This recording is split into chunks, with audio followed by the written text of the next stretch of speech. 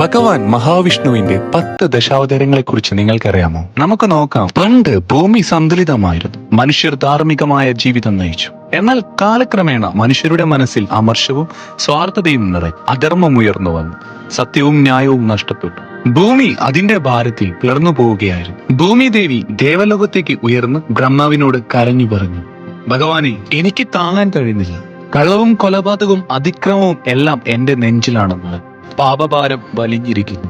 ദയവായി സഹായിക്കണം. ബ്രഹ്മാവ് വിഷ്ണുവിനോട് വിളിച്ചു പറഞ്ഞു, ഭഗവാനെ, ഭൂമിയെ രക്ഷിക്കേണ്ടത് ഇപ്പോൾ നിന്റെ ഉത്തരവാദിത്തമാണ്. വിഷ്ണു ശാന്തതയും കരുണയും നിറഞ്ഞവൻ തലചായ്ച്ചു പറഞ്ഞു, ഭൂമി ദേവിയെ, നീ ആശ്വസിക്കണം. ഓരോ കാലഘട്ടത്തിനും അനുയോജ്യമായ രൂപത്തിൽ ഞാൻ അവതരിക്കാം. ഞാൻ ധർമ്മം നിലനിർത്തും, അധർമ്മം തകർക്കും.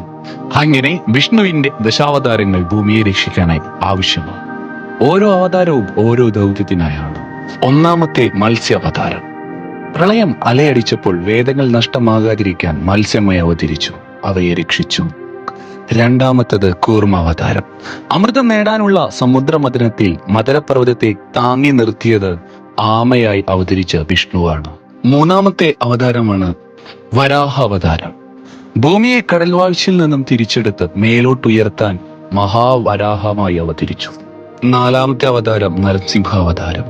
ഭക്ത പ്രഹ്ലാദനെ രക്ഷിക്കാനായി അർദ്ധമനുഷ്യ രൂപത്തിൽ ഹിരണ്യകശിപുവിനെ കൊല്ലുകയും ചെയ്തു. അഞ്ചാമത്തെ അവതാരമാണ് വാമനാവതാരം. മഹാബലി രാജാവിന്റെ അഭിമാനം ചെറുക്കാൻ വാമനൻ എന്ന ദ്വാരപാലകനെ അവതരിച്ചു ഭൂമിയും ആകാശവും നേടി. ആറാമത്തെ അവതാരം പരശുരാമൻ. അധർമ്മത്തിൽ മുങ്ങിയ ക്ഷത്രിയരായ രാജാക്കന്മാരെ രക്ഷിക്കാൻ യുദ്ധഭൂമിയിൽ ബ്രാഹ്മണ രൂപത്തിൽ അവതരിച്ചു. ഏഴാമത്തെ അവതാരമാണ് ശ്രീരാമൻ. ധർമ്മത്തിന്റെ മാതൃകയായി സത്യവും നിഷ്ഠയും നിറഞ്ഞ ഒരു ജീവചരിത്രമായി അവതരിച്ചു. എട്ടാമത്തെ അവതാരമാണ് ശ്രീകൃഷ്ണൻ. മനുഷ്യനെ അർജുനന്റെ മുഖാന്തരം ജീവിത സത്യങ്ങൾ പഠിപ്പിക്കാൻ ഉപദേശകനായി അവതരിച്ചു. 9. ബുദ്ധൻ.